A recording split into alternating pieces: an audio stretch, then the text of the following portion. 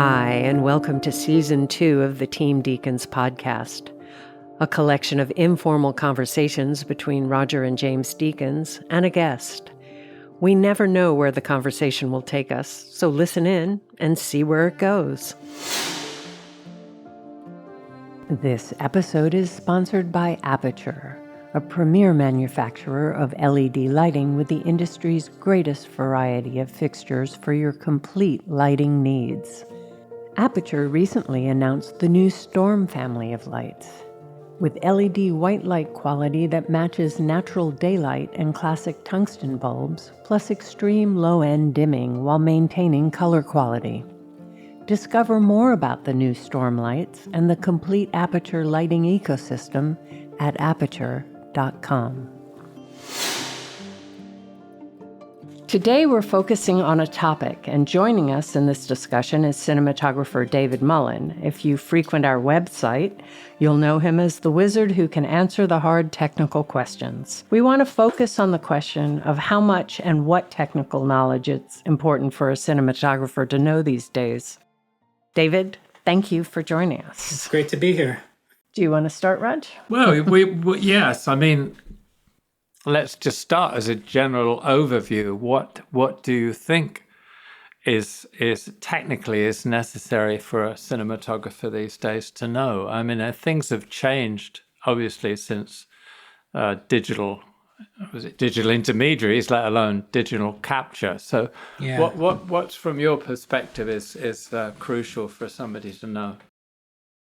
Well, it's tricky because ultimately what you need to know is that the big picture issues, which is telling stories with image and light and lighting composition, all those things are so important that the technical side is like, 10% of that, right? There's 90% of it is just filmmaking, putting the camera in the right place and moving it the right way and lighting it the right way and for the story. So there's a tendency these days sometimes to put the cart before the horse and think and let the technology drive those things. But I think so ultimately one has to keep this perspective in mind that it doesn't matter how good the shot is technically if it's not good artistically, right?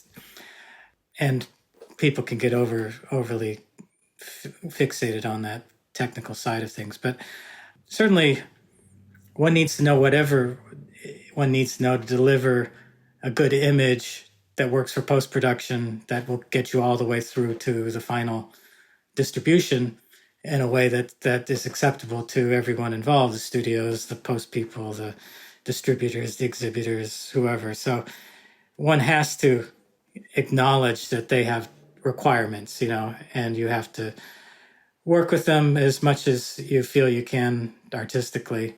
It's important whenever you get those questions about, what camera, what lenses, what recording format I should use. I always tell people you have to work backwards from your final delivery. You have to say, well, what is the final thing going to be? Is it going to be a theatrical release? Is it going to be released in multiple formats? And is it going to be for streaming? Is it going to be, HDR and UHD and all these other things? You have to first know where you're headed before you can even pick the path to get there. If you start out at the front end, you end up sometimes in the wrong direction. Like, I shot this whole film at, I don't know what, Rec 709 when I should have been monitoring P3. I was shooting 24 when I should have shot 23.98. All these little things that's why you have to know your deliverable, before you even start to break it down from there. Can you just explain what you just said there? What is the difference? Just explain for people, what is the difference between Rec 709 and P3? It's basically it's just the color space that P3 uses for theatrical DCPs, and Rec 709 is for broadcast HD and home video and Blu-rays and everything else. So they're rather similar. If you put up a color chart, you might notice that Rec 709 has more candy-colored reds, which is sort of a problem when you're doing a movie with a lot of blood in it. For example, you spend some time making the Rec 709 version look less, cartoonish. Lipstick too is another bane of my existence with Rec 709. But other than that, they're similar, and one could monitor in one and release in the other, but just you have to take that into account at some point in the stage. Yeah, I mean, it seems like when we're doing a theatrical release, we're really in P3 all the time. We try and be in P3 because the color space just seems a little more varied than the Rec 709. Yeah. Because it can be, because it's being projected that way. It's a slightly bigger space, yeah. Yeah. And then when you, of course, still have to deliver home video and things like that, you are translating it. You've got to look at the Rec 709 to try and make it like the P3. Yeah, but odds are even while you're shooting that someone somewhere is going to see a Rec 709 version, of dailies or stills or whatnot. And nowadays with the internet and streaming dailies and stuff, you get into a whole area of gamma for monitors and iPads and things that aren't even technically Rec 709. It's their own world. Yeah. Luckily, it's gotten a lot better. But in the early days, I had some real problems because it turned out I didn't find this out until the first day of shooting that Mac and PC in the early, I guess, 2010s, they had a different standard for gamma. It was like 2.2 versus 2.4. I forgot the numbers, but I was just doing an ordinary day exterior, an overcast day at a cafe, and I get a call from DreamWorks saying, why did you make the scene so moody? And I'm like, it's just a day exterior. It wasn't an artistic choice. It was just two people talking outside. I didn't think I'd made it moody or anything. And turned out it was just that they were seeing the PC gamma on their iPad or their phone or whatever it was. And everything was being crushed a little bit. And we ended up having to make streaming dailies that split the difference at the time. I just said, okay, create a gamma that's halfway between Mac and PC because I have no idea who's going to watch on what device. But luckily that's gone away. I think 5 years later, Apple decided to go to the PC standard or something. But you still see it now and then on YouTube. Occasionally you see videos that the blacks are grayer or things like that, and it's because of the standards difference. Those little things can come up now and then. So yeah, a cinematographer needs to know those sort of elements. But do you think, how does somebody learn, like, understand color science and gammas and stuff? I mean, both you and I started shooting film and taking the film through a lab process and everything else. So you kind of had to know the color science behind that process. But now, if you're a cinematographer on a set, and most productions, I imagine, work with a DIT, you're actually watching a monitor that's reflecting what you're shooting. It almost feels like you could get away without knowing anything about color science or spectrums or the rest of it. Well, again, like I said, 90% is good filmmaking, right? So I suppose if you're just good at lighting and good at filmmaking and you don't understand that side, there are probably people who are going to cover you, in terms of your DIT, your post people, your colorist.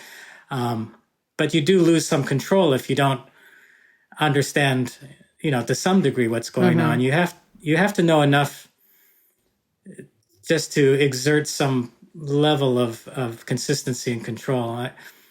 When I was a film student, one of my teachers is Alexander McKendrick, the director of Sweet Smell of Success, and he once he was the directing teacher at Cal Arts, and he once said something's a bit paranoid, but he said you need to know enough technology to know when the technicians are lying to you, and which sort of sums up it sort of sums up his character, I think, in a lot of ways. But it does come to my mind now and then that you need to know enough so you can't be bullshitted by people who just... That's a really good point. It brought to my mind that time I was lighting a scene, and I still use a light meter, right?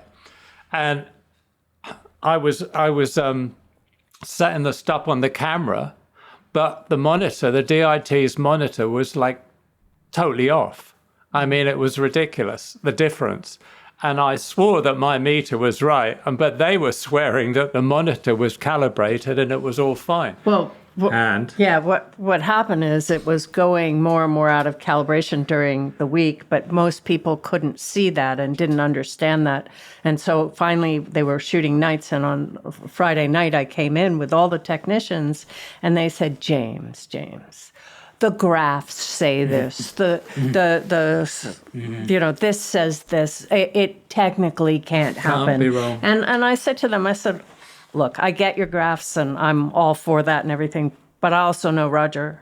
So I know that is going out of calibration. You may not be able to see it, but if he can see it, it is. And I said, you've got to go back and you've got to check. And they were very condescending and saying, oh yeah, okay, we'll humor you. But then they found that there's a hidden file that had gotten deleted, but they didn't see that because it's normally hidden. And boy, did they feel badly about that. Yeah, I mean, you do hear stories of cinematographers relying on a monitor on set and shooting a whole film and then finding in the DI that everything is way underexposed. But on the set, on a small monitor, it looked fine. Yeah. And I wonder how that can possibly happen if a cinematographer understands, color science and a light meter and. Yeah, I think, I don't use a meter as much as you do, just because I do work in a studio. The last 6 years I've been on shows that have been studio bound. And so I'm in a calibrated, monitor environment with the DIT.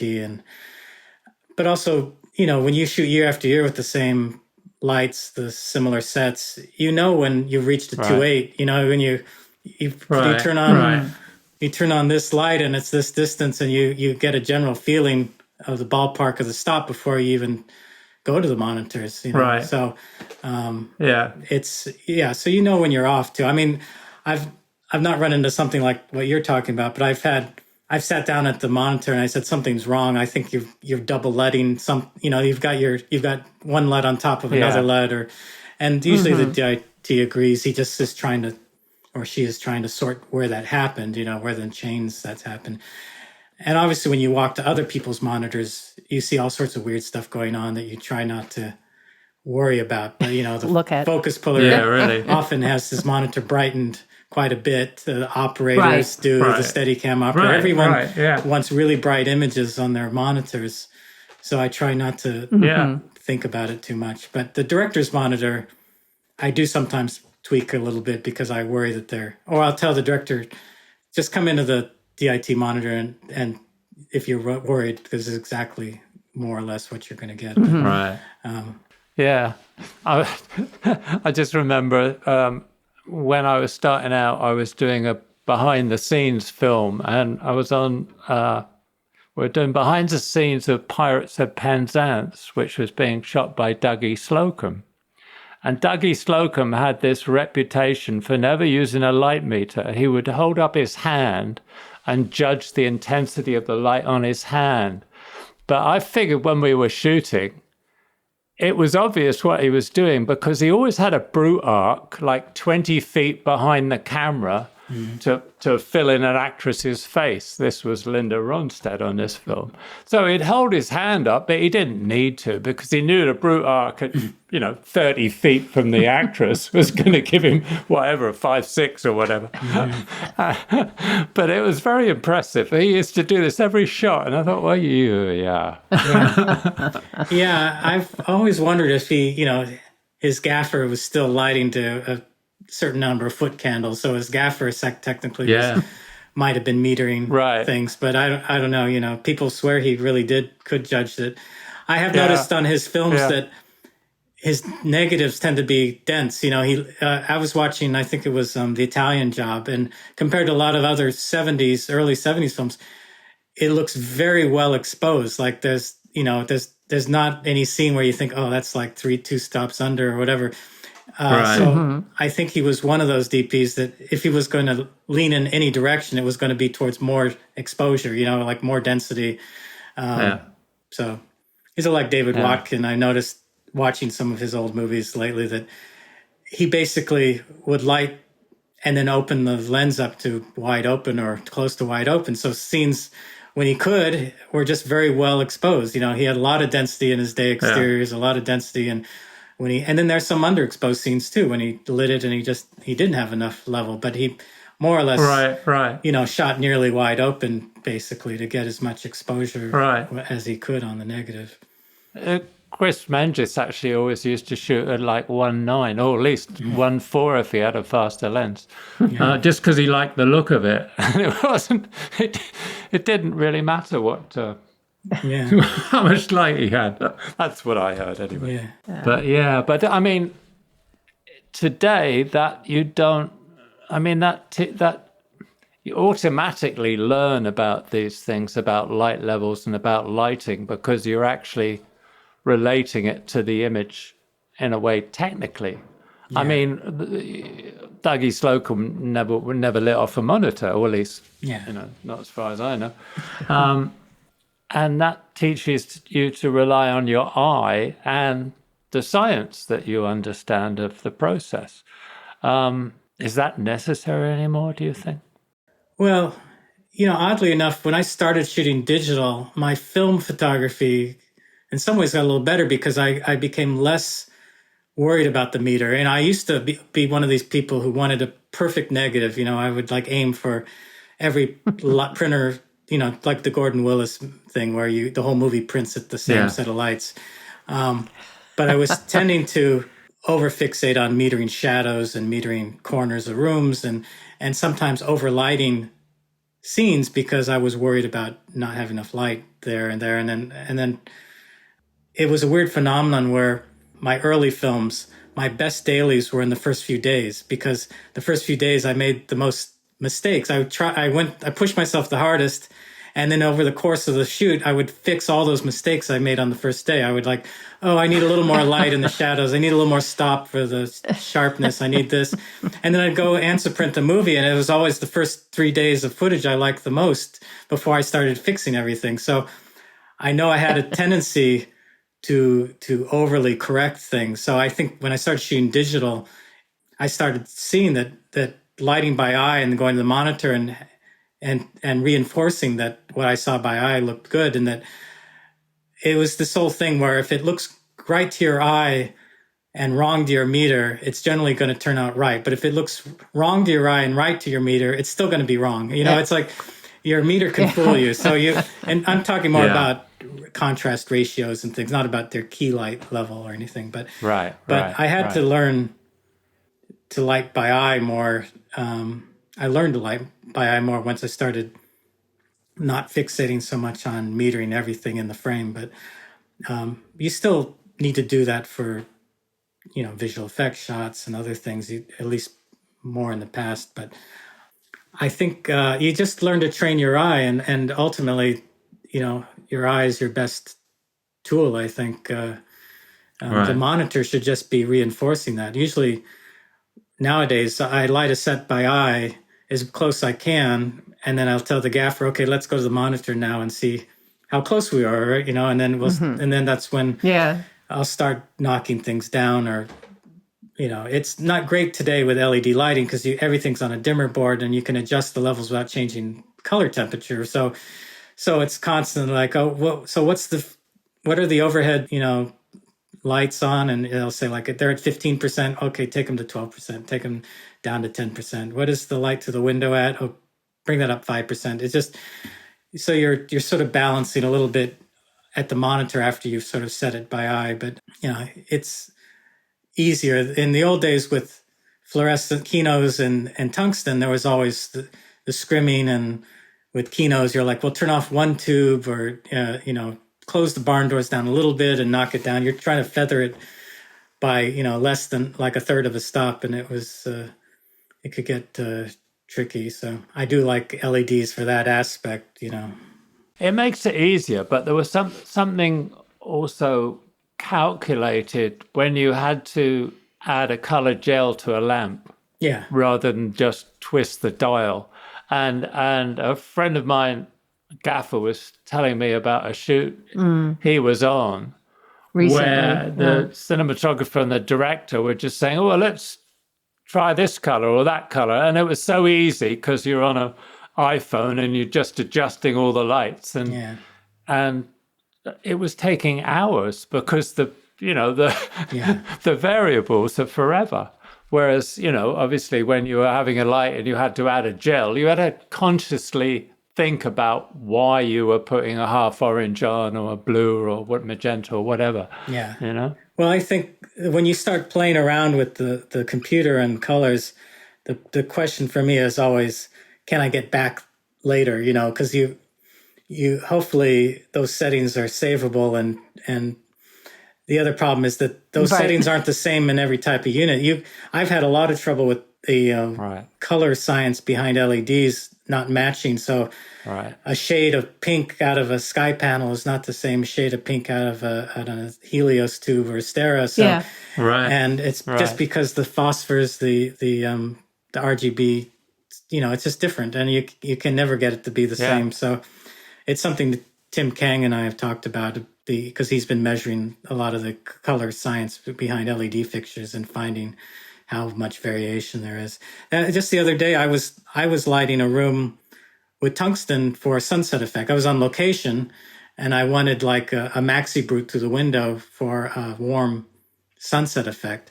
And we got into some coverage, and I said, okay, bring me in a 2K Fresnel or something. And he goes, well, can I just use an LED and set it to that color? And I go, well, probably you could, but I know exactly what color I'm going to get. If we just stick to tungsten, once I've established the key is this tungsten sunset color, I know that if I go from a 1K to a tweenie to a 2K to a 5K, that color is still always the same. But if I bring in a Nanlux or a sky panel and I start trying to dial in that shade, it's never exactly the same. So it's just simpler for me to, once I get into that, to just stick to the same bit of technology. So I'm not chasing my tail.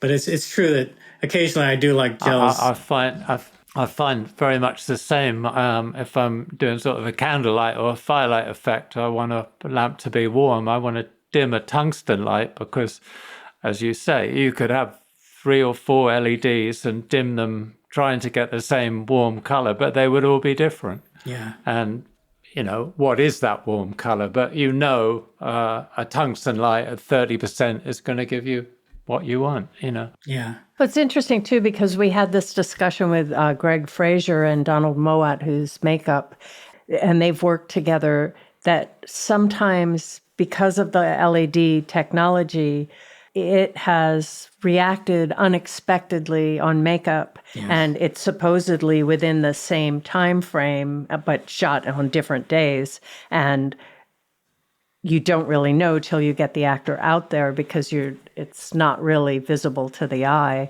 But then in this exact same makeup, they're looking completely out of continuity. Yeah, it's like some brands of panel lights, LED panels. So you set them to daylight, but what is daylight? Yeah. I mean, they're all different. Some are slightly green, some are slightly magenta. And it's very hard to see that by eye. It's like the old days when you had a series of different fluorescent tubes. Yeah. It was very hard to see which one had a green spike because the film was reacting to the wavelength of the light different than your eye. So, And you don't really get the chance to do tests anymore in the beginning. So. Yeah, it's a new problem that didn't quite exist before because LEDs have very pure narrow wavelengths to create white. It's red, green, and blue, and plus maybe the newer ones have 3 or 4 more colors to help that. But each LED is putting out such a narrow wavelength that there are shades that fall in between those wavelengths in the real subject, and it shifts. It's called metamerism. But it is a real problem. And like I said, it's when you're mixing different types of LEDs and they bring out the colors differently depending on the unit and stuff. You can get weird surprises. All right. It's So also this is definitely something. yeah. This is definitely something people really should kind of understand, get to learn. Yeah, and I learned mainly by reading books, magazines as a kid in college. These days, there's so much information on the internet, which is good and bad because some of it you don't know how accurate it is or who's providing this information. But to some degree, as you know, as you work more and more in the industry, you start finding out who the experts are in various fields. Like so, when you're at a trade show and you run into Jay-Z or Tim Kang or these people who know color science or Josh Pines, you can chat with them about some of these issues that come up and sort of get the perspective of an engineer or somebody about these things. But otherwise, you just spend a lot of time online, reading various people's opinions about these sort of things, and some of them are better than others.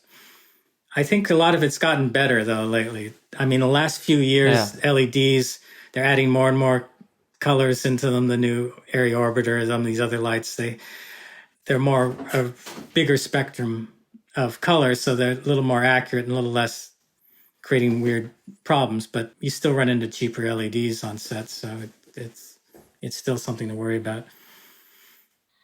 The other thing we get asked a lot is, what LUT do we use? Yeah, I noticed that. I can say, well, what is a LUT? Yeah. Tell us, what is a LUT, David? It's just a lookup table of what LUT means, but it's just a transform, a mathematical transform from one set of values to another set of values, and the typical LUT we use is a display LUT. So we record raw or log, but we have to display in something that's not flat and loggy. We have to see it in the correct contrast for whatever monitor we're looking at. So there's usually a LUT to give us something in a display gamma and a color space. Usually the most common is Rec 709 or a P3 LUT, but most people tweak those on top of that for their particular show because everyone has their own taste. And I used to find that the standard Rec 709 LUT was not great. I thought a little yellowish in the highlights and the blacks were a little crushy, and I was always making my own LUT, but it was so close to Rec 709, I wouldn't really call it a look LUT or a creative LUT. It's just what I think is a normal, looking set of images in terms of shadow and highlights and color and stuff. So, but I think people can overemphasize the whole LUT issue as sort of a shortcut to color correcting, like rather than trying to think about, how they really want to render the movie in terms of how blues and reds and oranges and contrast is going to be. They just want some plug-in that's the rogerdeakins LUT or or something. I don't know. It's a shortcut. Yeah. It's a shortcut to thinking to some degree. It's like even with my still photography, I spend a lot of time on Lightroom color correcting my photos. And then I see these LUTs that are available you can buy. And I think, well, I've tried some of them, but I end up just going back and doing it myself because I'd rather be the one to decide how orange that orange is going to be and how much teal I want to be in that shade of blue and all those sort of things. It seems to me a creative choice. I'd rather do it myself than to just plug in something. But how much do you do in a timing suite when you're shooting a film or a TV show? Also, when you shoot, do you use multiple LUTs or are you using one LUT for the show? It depends. Most shows, I just use one LUT, which is, like I said, close to a normal Rec 709 or P3 LUT with my own taste on it. And then, the DIT will make adjustments using the ASC CDL values based on, well, B camera is the lens on B camera is bluer than the one on A camera. I'm going to just match them. Or, this, it's very hazy on the set. Do you want me to, make the blacks a little blacker to compensate or this long lens shot looks a little milkier, or the zoom is milkier than this prime, or the subtle things you'll do as an ASC CDL adjustment. And sometimes creatively too, you'll say, this scene should be a little poppier. Let's just pump up the saturation 5%, just to make it this colorful sequence seem a little more colorful.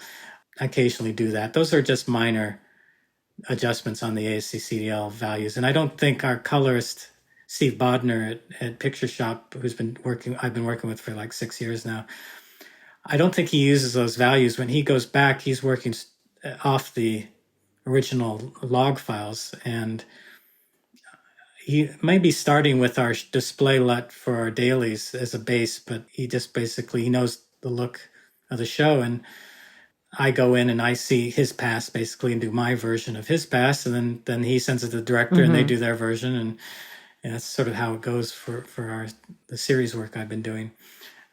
Like I said, I've tried creating some LUTs for particular. I've done some shows where I said, okay, this show's got a certain style where there's going to be these weird flashbacks or dream sequences. Maybe I'll create a LUT for those sequences where the blacks are blue or this is that or something unusual as a plug-in kind of look. But half the time I never end up pulling those LUTs out of the DIT will load those special LUTs and I never refer to them. I just, again, on the day, I'll just do it with an ASC/CDL adjustment on DaVinci or whatever the DIT is using.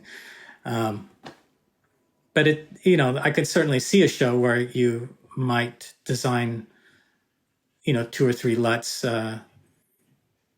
In the early days of digital, I thought, well, I should have a contrasty LUT, a medium. I should have 3 LUTs. One is a high contrast, one is a medium, one is a low contrast. So when I'm in harsh sunlight, I could try my low contrast LUT to compensate. When I'm in a smoke set, I could maybe switch to my high contrast LUT to compensate. But like I said, I almost never ended up using those. I just end up with the normal LUT and adjusting it myself a little on the day. So, and how much do you do in post, and how much? I mean, what's the relationship between what you do on set and what you can do in post in a DI suite? For my own style, I try to deliver more or less the finished look in camera. I don't, partly because I want dailies to be close. I want to know how I'm doing. So it's the only way to track myself is to shoot it the way I want it to look. So I don't save things for post unless it's something special, or there's a good reason for it. Occasionally you just get into a day where everything seems to go wrong, whatever it is, the weather or the location, and you just know that you're going to tell the final colorist, this was a day that I know you're going to have to help me because I had the sun go in and out on every take. I never had one take where the exposure is consistent, and when the sun goes out, everything goes bluish, and when the sun comes out, everything goes warmish, and so I've got color shifts happening.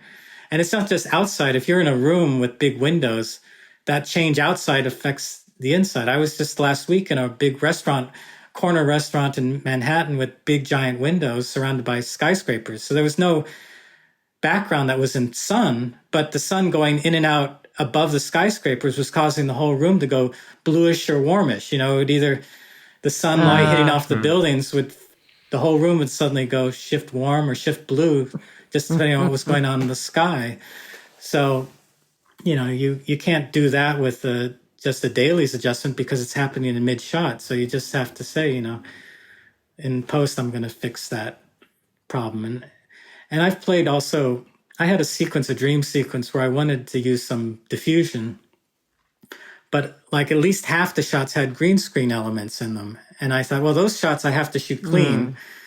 So there's really no point to shooting half the shots with the filter and half the shots clean when I'm going to have to create that filter effect anyway on those shots that are shot in the green screen. So basically I shot everything clean, but I asked the colorist to come in and color correct the dailies to put that effect in because I wanted the dailies to have that dream-like diffusion rather than have it all sharp because that was part of the look of the sequence.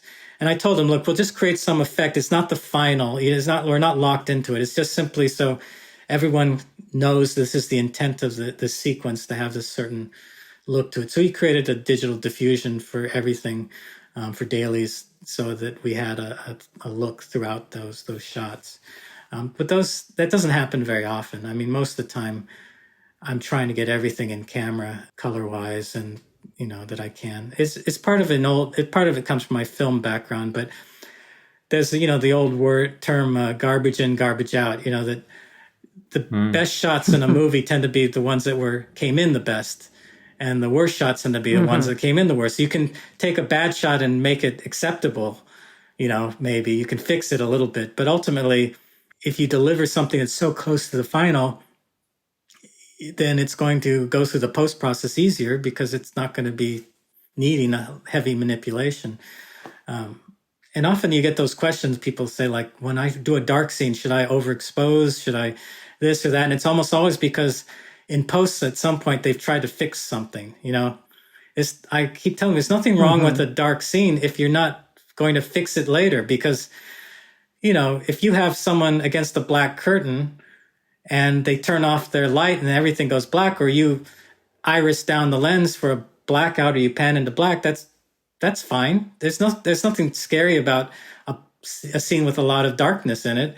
It's only a problem if in post you suddenly say, "Oh, can I make that brighter?" And now you're trying to find information that isn't there, and now you're getting noise and gray blacks, right.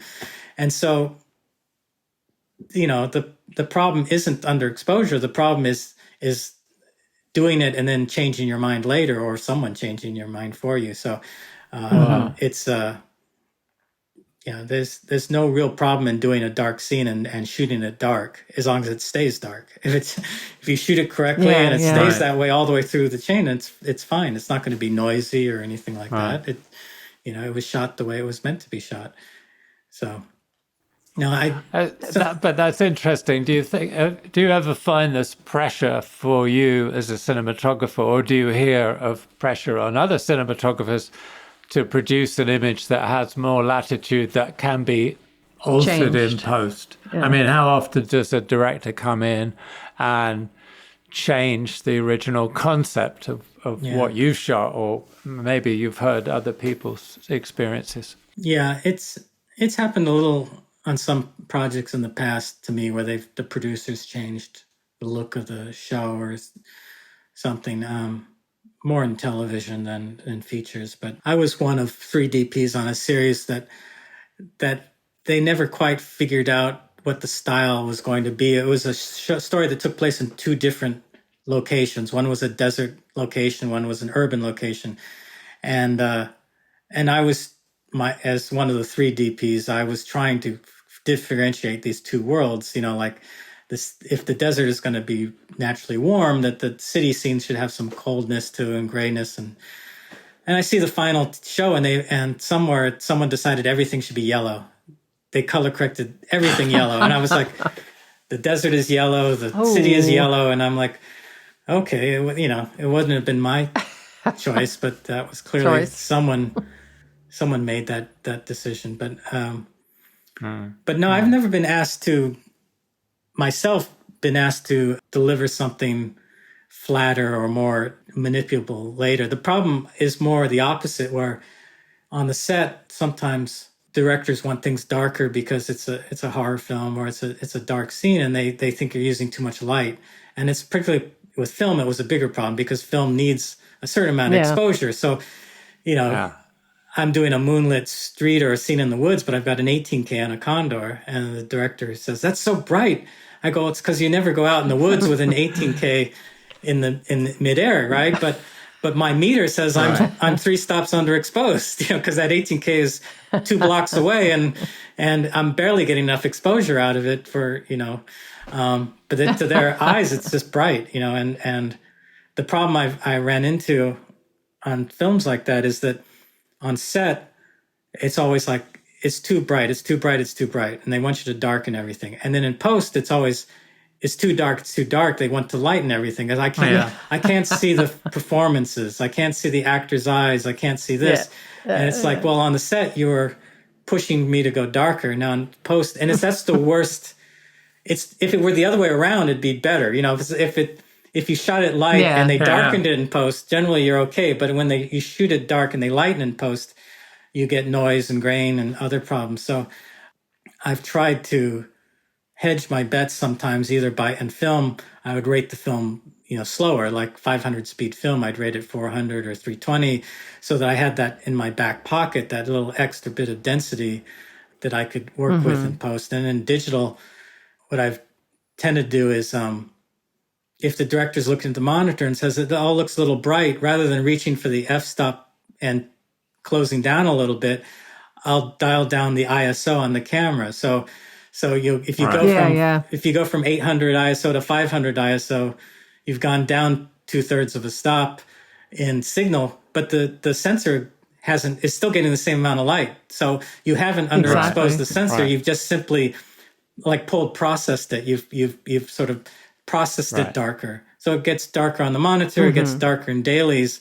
but it doesn't get noisier. So that's sort of my go-to solution when they want to knock it down a little bit, is just first start with dialing down the ISO and seeing if that's, makes them happy. And that way I'm not robbing the sensor of a signal. So you would send me an email of some questions we'd talk about. One of them was the difference between noise and grain. And well, I was going to put that, the main difference, practically there's similarities enough that people use noise as a grain substitute sometimes in digital. But the truth is, in film, the image is the grain. The image sits on the grain. Everything, there's no image without the grain. And but with digital, noise is not the image. Noise is random fluctuations in the signal. It's on top of the image. Whereas with film, the actual image is the grain. If you got rid of the grain, you'd have no image. So it's a different way of thinking about the way the image is built up. And I think with film, I was always trying to explain to other people that when people say, well, when you overexpose film, it gets less grainy. And I say, well, technically, it's not getting less grainy. It looks less grainy. And the reason is because the large grains are always there. That's the large grains in film determines the speed. 500 speed film has larger grains than 50 speed film because larger grains collect light. So what happens when you overexpose high-speed film is that you're just exposing all the slower, smaller grains in between the big grains. So it fills in all those gaps and it gets tighter in grain structure, so it doesn't swirl around, so it looks less grainy to your eye. But grain size-wise, it hasn't changed. That's determined by the design of the stock. It's just a perception about grain. Perception, yeah. And I found over the years that understanding film has helped me in a layman's way understand digital. It's like, I sometimes have told this story, but I was reading Oswold Morris's book about shooting for John Huston, and he talked about the desaturation he did for MOBY DICK, and which was 1954, Eastman color, but with dye transfer Technicolor printing. He was trying to find a look for that movie, and he went into Technicolor, and he saw this washed out desaturated print in one of the screening rooms. And he goes, what is that? And he goes, we're experimenting with what we're calling television prints. They're low contrast prints to transfer for television. And he said, well, how are you doing that? He goes, well, normally when we get an Eastman color negative now, we have to use red, green, and blue filters to split it into the black and white matrices. And then we'd print the dye transfer print from those matrices. But we found that if instead of narrow bandwidth filters, we use broad bandwidth filters, we'd create a red, green, and blue separation masters that had a lot of crosstalk. So that each color had some of the other two colors in it. So when we reprinted it, we ended up with a very pastel, washed out image, which transferred better to television. Although 54, I don't know how many people had color televisions, but yeah, right. But so he liked the look. He didn't like the low contrast element, but he liked the soft colors. So at the time, Technicolor still had a silver key printer as part of the fourth printer line. They had the yellow, cyan, magenta dye transfer line, and then they had a silver key image, fourth printer, which was part of the original machinery. They eventually dropped it. They only needed it ultimately to put the optical soundtrack on the film. But originally, they were actually printing a black and white image first and then laying the color on top of that because they thought they needed it for better sharpness in blacks. But as they improved the dye transfer process, they realized they didn't need that key image. But he used it for MOBY DICK. So he printed a black and white silver image, and then he printed the yellow, cyan, magenta dye, but using these broadband filters to get this washed out color. So in the early days of digital, when I was seeing some of the differences between, the Red camera and the Aries and the Genesis and all these things and their color rendition, I started realizing that all these cameras were using color separation, color array filters, usually a Bayer filter, or with the Genesis, it was a striped RGB stripe filter. But some engineer was picking a bandwidth, saying red is this bandwidth and blue is this and green is this. And he was deciding how much crosstalk to allow versus how narrow to make it. And generally, as I learned with that MOBY DICK story, the narrower the bandwidth, the more saturated you get, but the less crosstalk you get and the less some of the shades in between you don't capture. The larger the bandwidth, the more shades in between red, green, and blue you capture, but also the less saturation you get. So every engineer was having to pick these dyes and these Bayer filters and other things to get an optimal balance between color rendition and, to some degree, sensitivity, because the narrower the bandwidth, the denser the filter is. So you're obviously losing light. So you could make a camera with really pure red, green, and blue rendition, but it would be only ASA 200, let's say. Or you could make a filter that had a little more crosstalk and get it up to 500 or 800. This is an engineering problem, but it becomes a creative issue too. And you started to explain why some of these cameras had differences in color because they were optimizing one over the other, speed versus color rendition. So my understanding of old Technicolor, in some ways is still applicable to digital color today, because it's ultimately still about creating colors from red, green, and blue in an additive light system, or yellow, cyan, and magenta in a subtractive light system. So it helps me, at least from a layman's standpoint, understand the newer technology by relating it to the older technology. Yeah. Probably a younger person doesn't need to do that, but occasionally you get these questions from people who want to say, I want this to look like this movie from 1972 or 1954 or 1939. And then you have to go back and explain, well, this is how color worked back then, for you to get understanding of how you might create your own digital version of that. So it does help when you're trying to resurrect some earlier look, I guess, to understand how movies used to be made. Yeah. Right. But I think go back to your initial point is that really those movies look the way they look because of the eye of the cinematographer, not the technical knowledge. All that technical knowledge was just probably there, but it was actually, okay, where do I put the camera? How do I feel about this? How dark should it be? How much contrast? What do I want to enhance in the frame, and what do I want to let go? Yeah, I mean, when we're talking about LUTs, when you tell someone, well, in the 1970s or 1960s, almost 90% of cinematographers were using the same film stock.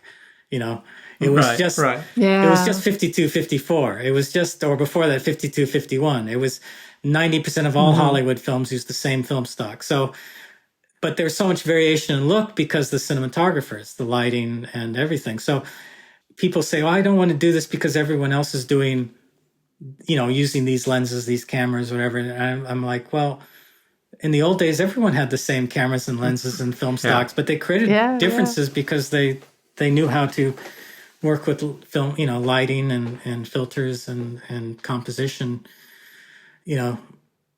Sometimes they struggled with that homogeneity. You'd hear cinematographers say, I wish the print stock wasn't so saturated, or I wish, and that's why we got into playing with silver retention and flashing and all these sort of things that, we don't need to know about anymore. But but again, I find it all interesting.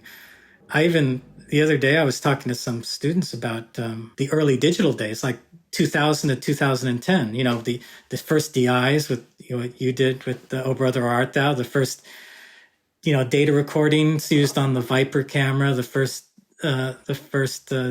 digital cinema cameras, all that stuff is gone. It's all ancient history. No one's dealing with any of those issues anymore, right? It's just, in some ways, it's this lost knowledge of how movies were made just 20 years ago, just from 2000 to 2010, that decade. We don't make films that way anymore, more or less. I mean, by the end of the decade, scanners, area scanners, and DIs got standardized to some degree. Digital cameras with the Alexa and the later Reds and all that got more or less consistent by 2010, 2015, but the 2000s was like the Wild West for everything, for digital cinema, the early days of digital projection. They were setting the standards for DCPs back then. Everything was up for grabs. It could have gone so many different ways back then. So, well, it wasn't easy to shoot digital either in the beginning because of all the cabling and the size of the cameras. I mean, it was actually quite hard. Yeah. And now it's more, you can shoot digitally on a set, and you can shoot in the same way you shoot film in a way. There's the camera there, and do you think it's? I mean, I feel that what's changed is because it's becoming easier and easier to shoot an acceptable, even a good-looking image. It's getting easier and easier to do that just with natural light or a bounce light, a simple bounce light. Do you think that's kind of like narrowed people's perspective of how you can tell stories with light and a camera? It's possible. I think, there's always been a drive towards, greater realism and naturalism, but every generation defines that differently. So what looks natural to someone in the 60s now looks really artificial sometimes to us today. So I try not to get hung up on those concepts of naturalism and realism. To me, those are just styles one chooses, just like one would choose expressionism or anything else. It's ultimately what really matters is again telling the story with the style and mood you want for that story. But I do think that with the ability to do stuff with minimal lights and things, there's less of a question of whether this is the correct light for the scene, because you get on location, you go, oh, this is the light, In the old days, because you needed light, you could transform a location. You'd say, well, if we pound a bunch of maxi brutes to this window, it's going to look one way. Whereas if I do, an HMI or if I swap out everything in the ceiling with this color tube, or I do this or that, now it's a lot easier just to take a location as is. And so sometimes I have to stop and think, like, I know the producer would love to hear that we don't need any lights, but is that the right approach? Maybe I'll stop and think about, wait, what if I got a lift and put a Dino out there? Maybe would that be the right look for the scene? Is it worth fighting for that? Because I think it's going to make the scene more interesting or more, correct for this. The other aspect of lighting, of course, is that you light scenes for consistency. And, the danger with natural light or minimal light is that if it changes on you, you're sort of lost. It's like that restaurant I was talking about where the light was changing color all day long. So sometimes you light a scene not because you want to, but because it's going to stay the same for the next 8 hours or whatever it is.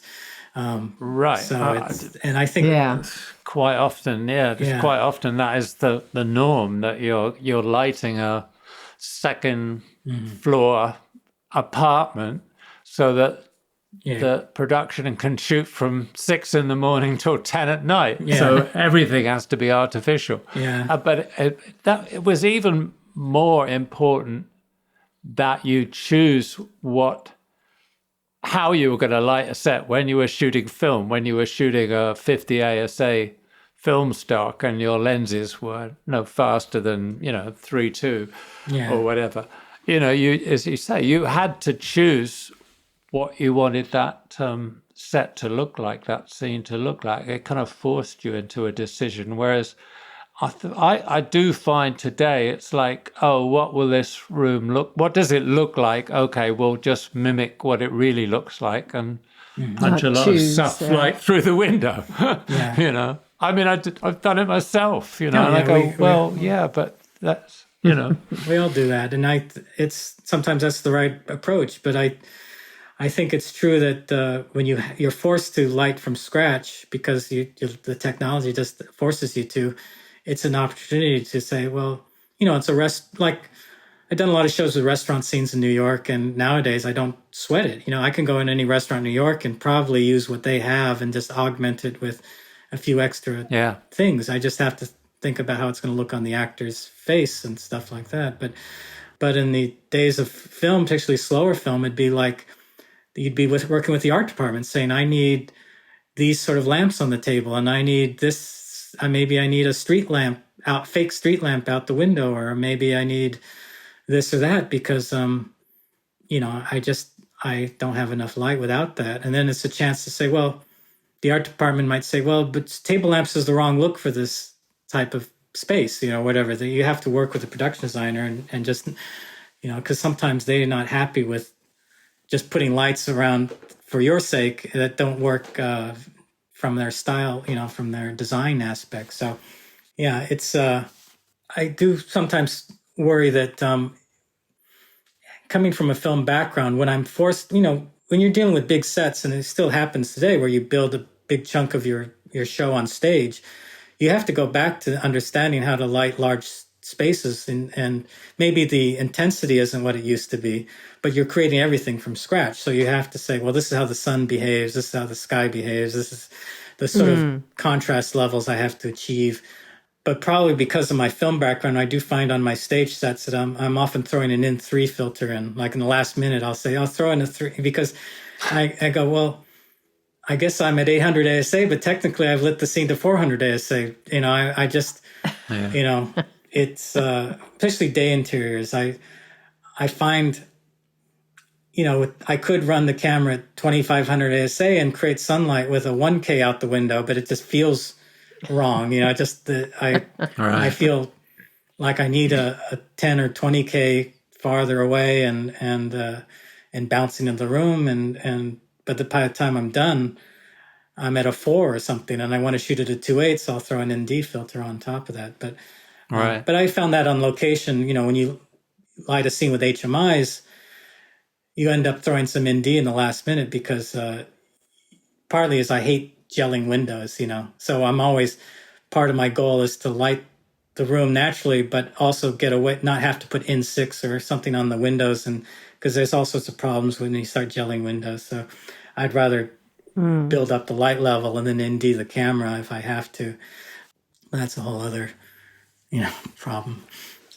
What would be your advice? I mean, how does somebody learn to light a set? Because I mean, a lot of independent films and TV shows are shot on location, and it's natural light and it's kind of minimal. But I mean, a lot of what you do is on set as well. And how do you actually learn to light a set?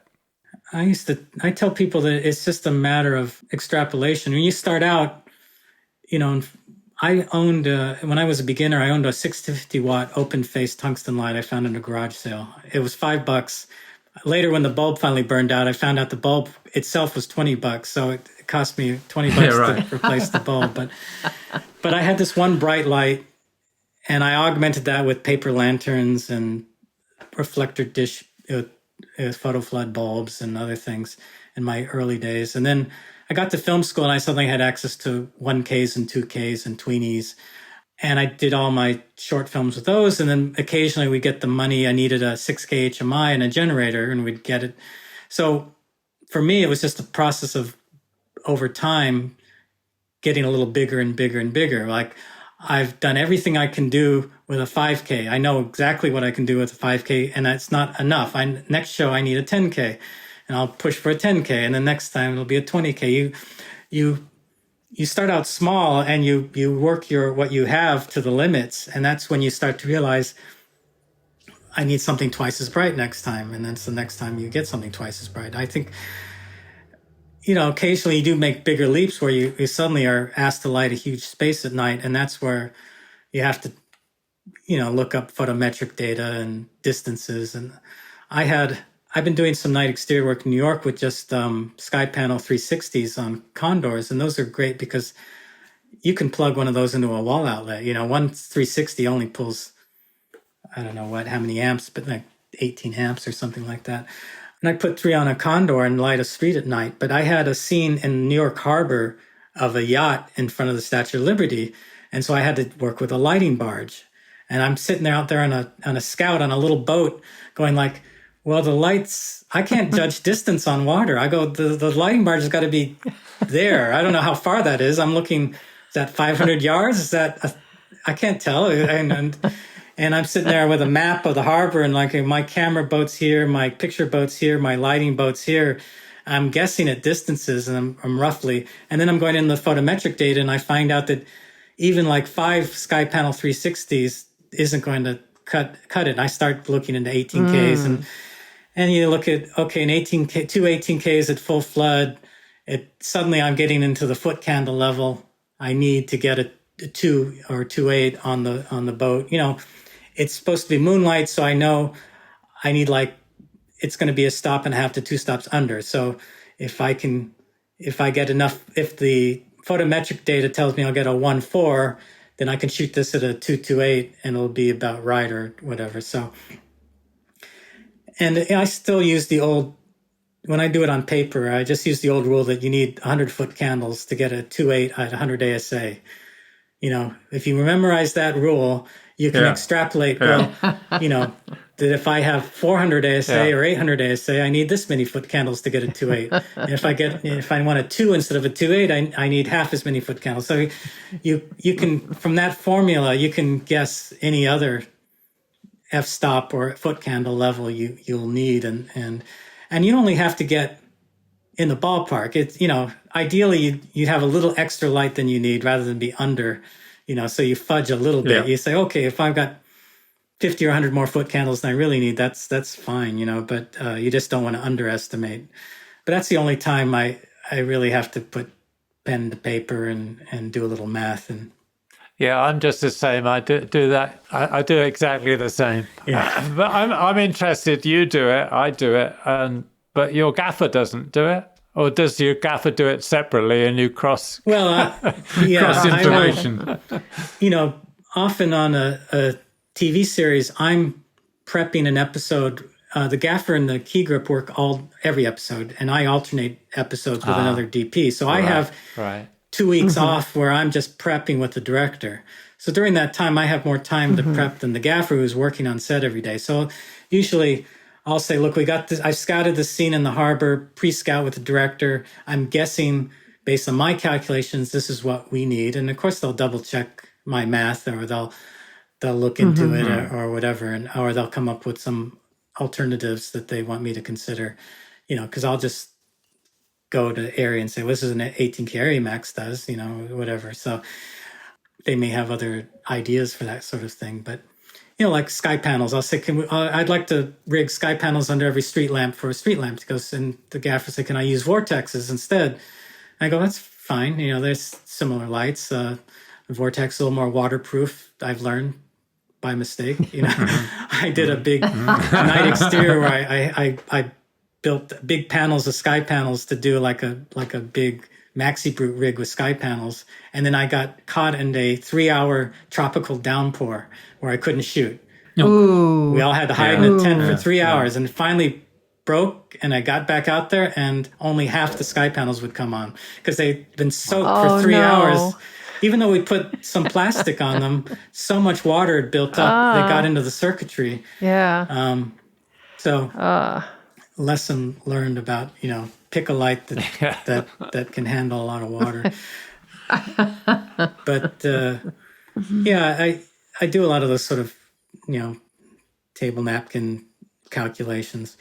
Yeah, I used to think it's kind of part of the fun of the job, actually. I mean, I kind of think, I love being instinctive and just working on my gut feeling and using my eye to light. But I also like the technical side of it as well.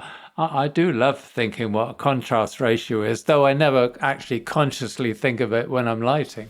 Yeah. But I like kind of mulling that over. And certainly I love looking at photometric charts and making little diagrams of everything and putting all the little lights I want on a set, or the big lights I want on a set. It's part of the fun, isn't it? I mean, Yeah. I think...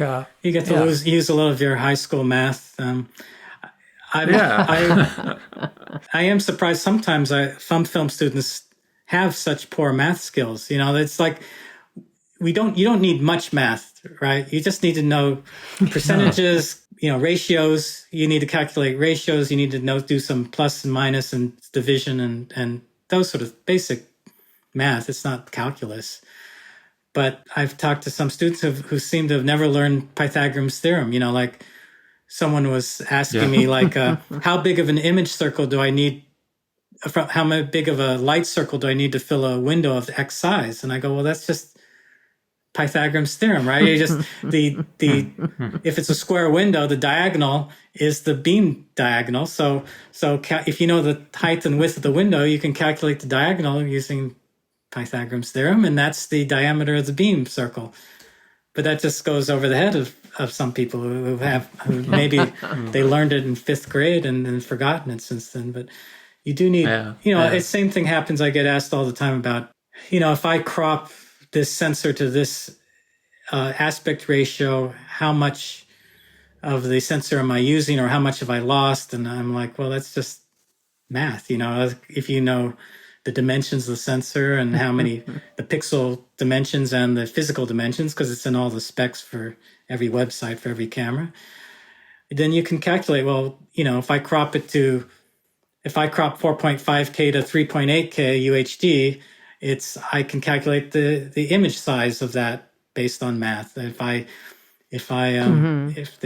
want to do a 15% crop for stabilization, I could figure that. It's not difficult math.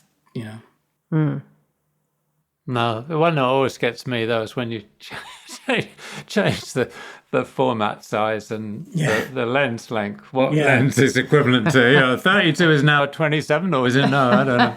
Yeah, and by eye it looks different to me. And I've had this discussion, call it an argument, with people at ARRI who said, well, no. If you look at the calculations on a on a table, that mathematically this lens will now translate to this lens.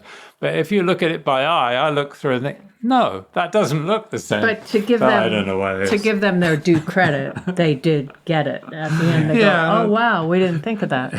Yeah, anyway, I think I do get in that discussion about the look of larger formats, and technically it is just a compensation and focal length, but I do also understand that how a lens is made affects the look. So yes, technically a 50 on medium format is a 35 on super 35, or whatever the difference is. But how you made that 35 and how you made that 50 is going to affect not so much the overall view, but it'll affect the roundness of the image. It'll affect the fall off, or other certain things. People talk about the Cook look, for example, and the Cook look is very subtle, but it has to do with the flatness or the curvature of the image, and those sort of thing is not math anymore. It's about the actual optics and how they made that lens. It's like a zoom lens.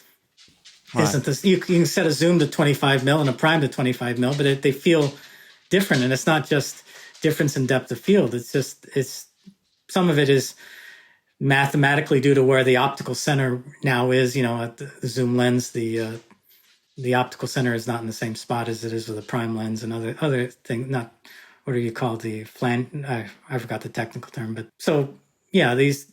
And I think lately that's become the new thing is learning lenses, because now that we shoot digital, people use lenses to create looks, because the cameras are kind of similar. There's a big obsession with old optics and playing with detuning lenses and all these sort of things to create what we used to do with filters and stuff. They're trying to do optically with lenses. And now we're starting to have to understand things like astigmatism. And, we didn't really in the old days, I would just, people always ask me, well, how do you know what lens to rent back in the 80s and 90s? Well, I said, I just look at the catalog and I figure whatever they charge the most for is probably the best lens, right? So if the master primes are $100 a day and the ultra primes are $80 a day and whatever, it's just like, there must be a reason why they're charging more for these lenses. So it's the same with the zoom lenses too. But now the lenses all have these characteristics because everyone wants to look out of the lenses. So they balance various degrees of correction and astigmatism and other things to give you character. I understand that desire, but part of me also, when people say, "Oh, this lens is boring," like, "Oh, I don't like ultra primes because they're boring," I go like, "Why does the lens have to be interesting? Shouldn't that's like to sometimes acting? It's like the unfunny clown in a Shakespeare play. I think sometimes you just if the lens is what's interesting about the shot, then the shot isn't that interesting. It's like when I see people who take a lot of pictures with fisheye lenses and things, I think like, well, what's interesting about the photo is it's a fisheye lens. Is it an interesting photo? Right. Shouldn't the content, the composition, the content, the meaning be what's interesting? The optics should not necessarily be what's interesting, but there's always exceptions. Sometimes, you're creating an image that has textural qualities for poetic reasons, and you want a certain shape to the way things fall out of focus, like the way you did with the deaconizers. There's a mood to that optical effect. So there can be reasons to go that route, but to just blanket say I don't want to use boring lenses because they have no character. I'm thinking like right. It's like, well, I don't necessarily want people to think about the lensing of the film. I'd rather they think about the light and the composition and the and the lens to just reproduce what I put in front of it. Right. In a way, and the other problem with funky lenses that is as exciting as it can be to work with lenses with optical defects and artifacts, what happens for me is that you'll do this elaborate camera movement with an actor delivering this amazing performance, and they happen to stop just at a mark where the window on the edge of frame is creating a veiling flare across their eyes, or a sconce on a wall is blocking something, and it makes the shot unusable. And you think like, oh shit, I'm going to have to tell the director we have to go again because I got a flare right over their face at this moment. And if I, so that's always the scary thing for me about lenses that are funky. And if I had the budget, I would carry two sets of lenses. I'd carry, a set of lenses that had optical defects, and I'd carry a set of lenses that were optically flawless. And then I could, switch between, and when depending on the shot, which I needed. But most people don't have that budget to have doubles on everything. The budget for that. Yeah. Oh, I always think back though. I mean, is a 50mm a boring lens? Because if it is a boring lens, there were some very classic films that were totally shot on a 50mm, weren't there? Ozu's films. In the early days, they didn't. Yeah, in the early days, they didn't have more than one or two lenses. Yeah, most Technicolor films are shot on a 35, 50, and a 75. 3 lenses, occasionally 100 or something. But and Ozu's films are all on a 50. They're beautifully framed, and sometimes there's something about a 50 that's just the right level of compression and balance between the way things flatten. It's just there's no right or wrong choice. It just depends on the effect you're trying to get. On the show I do, we do a lot of semi-wide angle lenses because we do so much camera movement, so much steady cam work in small rooms, and we're circling actors, and there's just no way to do it on longer lenses. But occasionally we get into a scene where, let's say it's someone in a nightclub or someone in a crowded parade, and you tell the director, look, if I shoot their close on a 30, then there's no one between the camera and the actor, right? I'm only 3.5 feet from the actor.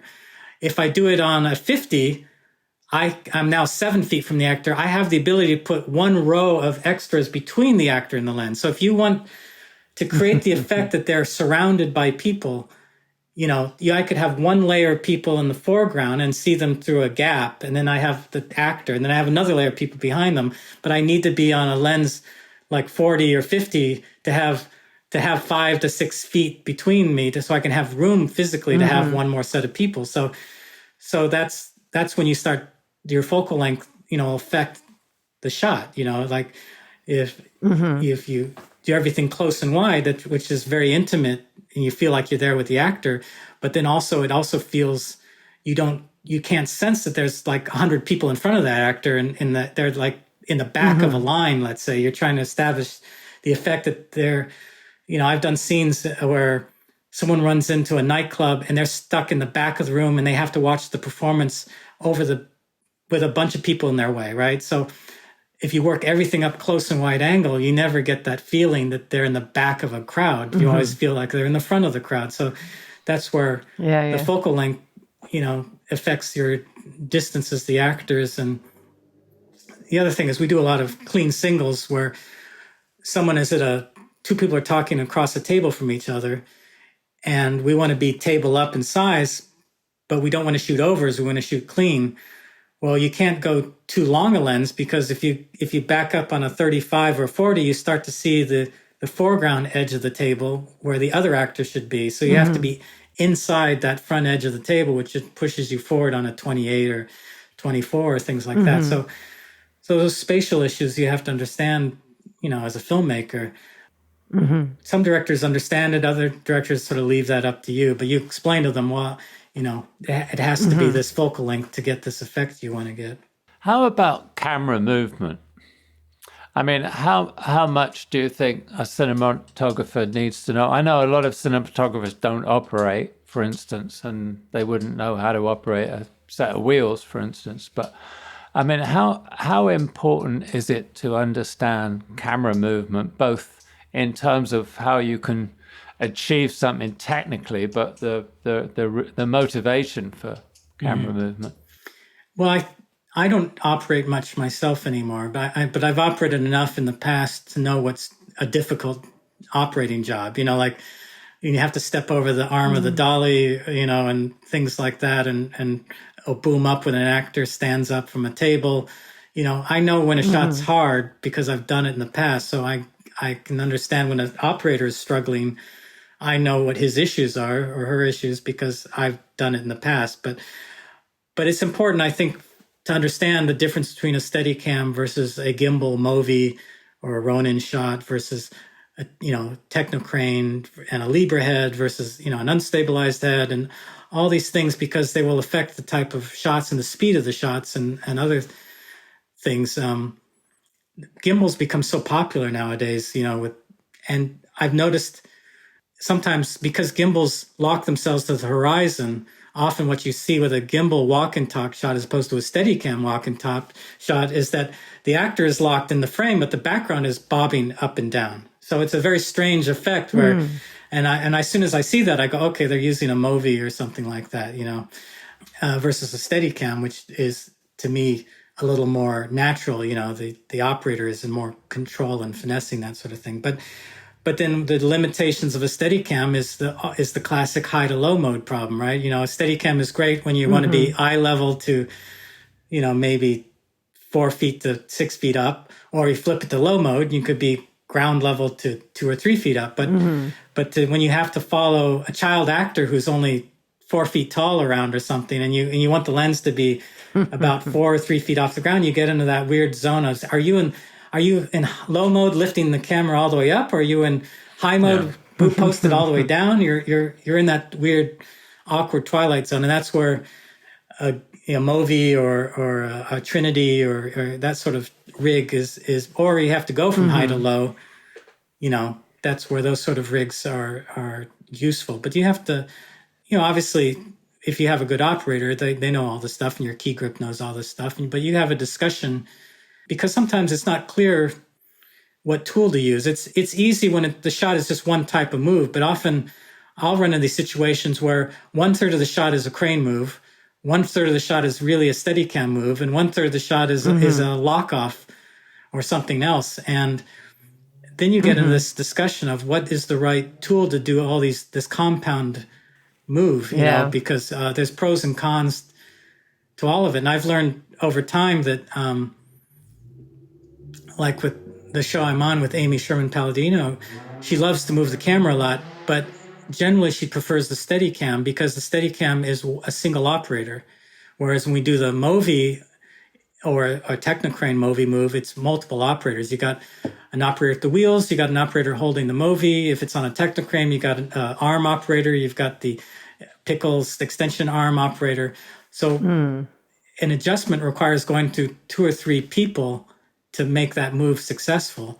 Whereas a Steadicam operator, you know, she just talks to one operator and gets all the sort of adjustments she needs out of her notes to that person. So so there have been times when I've done a certain crane move, and I think maybe this should be a Steadicam on a step off a crane move rather than a MOVI disconnect off a Technocrane move, because then because the crane part is only the first moment of the shot, and the rest of it is all Steadicam. And I'd rather the director be working with the Steadicam operator than to do it on a Technocrane and then have a MOVI operator and a. Like I said, you talk to the operator and the key grip and whoever else has to pull off the shot and the focus puller, because they all have, you know, their issues they're going to run into, what lenses you can use. We carry a MOVI around now on our show, so we often don't bother to rent a remote head because our MOVI is a remote head. We can put it on the dolly, we can put it on a jib arm, but the MOVI can't take a zoom lens. So occasionally I have to think, you know, I need to run to Libra or something because I want to put the 11:1 zoom on or something like that. So this is where you have to know what all your tools do, and you have to have a good crew to pull it off. Yeah. You also have to know what's important in your shot too. Yeah. So when you're choosing what you're going to use. Is there something, an aspect of technology that's arrived or arriving that you feel you have to learn, that you feel is something coming down the line that you're going to really have to get a handle on? Well, I haven't done any volume work yet. So when that happens, the LED volume stuff, I will have a learning curve, you know, for that sort of thing. I know a lot of cinematographers who've done it, so I have a lot of people I can ask when that happens. Right. And I know there's certain pitfalls with that sort of thing you have to watch out for. So I'll be doing my homework when that comes up. But part of me also feels that volumes is always going to be a limited thing. For a few years ago, everyone thought the future was volumes. We're not going to build sets anymore. We're just going to have actors in volumes. And after a few years of everyone learning the limitations of volumes and other things, people have gone back to building sets and going on location a little more. So I don't think you know, volumes are going to be the go-to solution that everyone thought they were going to be. But I'm surprised you haven't used it for instance, for car work. I've done the low tech myself, but I've done the low tech version with VER. Rental company had several screens they could surround a car with, so you can get you know, the sides, the back, and reflections on the glass. So that's sort of a low tech version of a volume, and I have done some car scenes like that, and it's fun. I mean, you run in the one learning curve I had on that was that when you put the camera over the hood to the driver, often the screen that's hovering over the car is exactly the same distance as the camera. The screen to the front glass is the same distance from the camera to the front glass and then to the actor. So I was constantly moving forward and back trying to find something that would throw the screen out of focus because I was seeing the pixels in the screen and I couldn't. Oh, and wow. I said, well, okay, move the screen farther away. Now it doesn't fill the windshield anymore. Okay, move it closer. Right. I'm still seeing this, you know, I ended up putting some 8th Hampshire on that one monitor. Is the only way I could blur the pixels, you know, but that's all, you know, but I did find it in some ways more interesting to do it that way than to go out on the street at night and do it, you know, with process trailers and and lighting rigs and all that stuff. Sometimes that's great, but other times it's, I remember Gary Marshall wrote a book on directing, and he called process trailer work the root canal of filmmaking. And he said, you spend 3 hours setting up a raking 2-shot, and you spend 5 hours on the road shooting it, stuck in traffic, and if you have to cover a scene, you're looking out one window and the traffic was moving on this actor. So when you do the reverse, the traffic has to be moving on their side, but you get stuck at a light and you can't use that moment anymore. That's when you start wishing you're on stage again. So, but then when I see good process work, trailer work, like Carol, Ed Lachman's Carol, he did this amazing stuff on a process trailer with the taxi cab sequence and this elaborate light rig he built. So he had colors fading up and down and out of focus lights over actors through the glass, and it was just amazing. So in terms of other things, everyone's worried about AI coming down the road. I haven't figured out how that's going to affect my work or not, or our work. It's right now it's AI is more of a tool of visual effects people. It's just becoming another way to do face replacement or certain things faster than they did it the old way. But and on the pre-production side, there's obviously a lot of people doing storyboards and concept art with AI, which is a little worrisome because especially when you're talking about like fantasy stuff or sci-fi, because AI is ultimately what they call I forget the term, where you're basically it's stealing basically 100 years worth of art and creative work on the internet. It's learned from and then regurgitating it. So when you see some AI created concept art, you go like, well, that's a little bit of this costume designer mixed with a little bit of this production designer mixed with a little bit of this. But no one knows the origins anymore. It's just, if you look for it, you recognize, I know where that's where it copied that from, but plagiarism machine. Right. That's there's an interesting philosophical conversation here, David, because you could say AI is learning from everything that's come before that humans produced, but isn't every human doing exactly that same thing? Yeah, it is. Yeah, that's true. But we process it through our brain and then put it out, which is maybe what the AI is doing. But it seems to, but it's just, I don't know. This is a bigger issue, but part of the problem with computers learning from the internet is they're learning a lot of bad things too. They've found with a lot of AI art, there's certain, racism and other things creeping in because the internet has these elements in it and it's learning from the internet. So when it asks you to just say, oh, I want a beautiful woman walking down the street, it gives you some beautiful woman that's like 80% of people who there's some cliche of that, and you go like, well, why? The standards get it's a tricky ethical issue, I think. I think so, yeah. But you haven't come across the use of AI in the work you've been doing. No, not except for some visual effects stuff. Like I said, AI is being used now for like you're doing stunt stuff. You can use AI to do face replacement for the stunt man and put the actor in and things. When before they did it before in the past. It's just a computer can do it now in some ways better and faster. Yeah. Well, that was a good place to get to. Yeah. Well, this has been really interesting. It's been great. Yeah, no, it's fascinating. You for doing this. You know so much, David. I'm sitting here going, oh my God. Well, like I said, Richard Crudo, I was at the NAB once with Richard Crudo, and he said to me, every DP wants to peel the layers of the onion back to a different level. Everyone's different. Like some people want to go 3 layers in, some people want to go 20 layers into the onion, and there's always a point where it goes beyond useful information to just esoteric information that may be satisfying you intellectually. Like I don't necessarily need to know how ECN2 processing works on a chemical level. I know the process. I know how color negative works. I know the the basics of it, but I don't know the formulation of developers. But there are people who do. Right. I know cinematographers who do know chemical formulas for developers.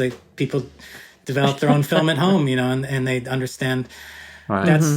That's a practical on that aspect if they're doing it themselves. So there are degrees of knowledge that not necessarily have a practical application. They're just satisfying your curiosity about things. But I do feel that I understand a topic better if I understand it from a ground up level or a conceptual level. It's why, like I said, understanding Bayer filters and connecting it to Technicolor and understanding additive and subtractive light concepts, all that, to me, if I understand it from the root level all the way to the current level, I can get a picture and understand it. If I try to just learn the specs or just learn the current technology and not understanding the fundamentals behind it, then it will never stick in my brain. I'll forget it. It's like I can't remember the data rates for different recording formats. When people say, what's the data rate of 3K uncompressed area raw, at 24 frames a second, there's a number, but I will never remember that number, but because But there's always somebody that you can ask anyway, whose life is that. Knows I that think stuff. what you're saying is that I think that general understanding, the deeper understanding of something, even if you don't know all the intricate details of something, but you have a concept of the way light works and the way exposure works and the way contrast ratio works and why you put a camera.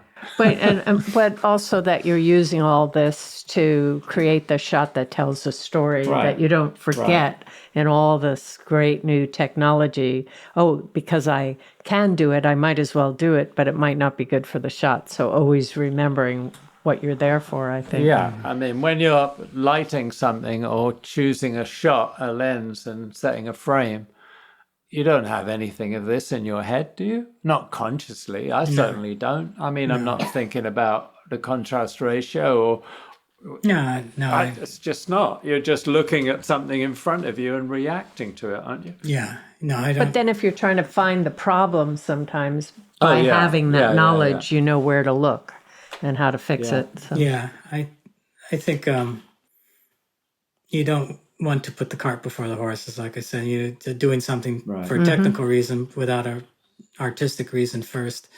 That's good. Very good. All right. That's what we want. Well, thank you. Thank you so much. So much for this. If you'd like to sponsor the Team Deakins podcast, let us know at pod@teamdeakins.com. Thanks for listening. If you want more information and further discussion, check out the forums at www.rogerdeakins.com. Becoming a member is free, and you can ask follow-up questions there. And be sure to subscribe to the podcast for more new questions and topics. Also, check us out on Instagram at team.deakins. See you next time.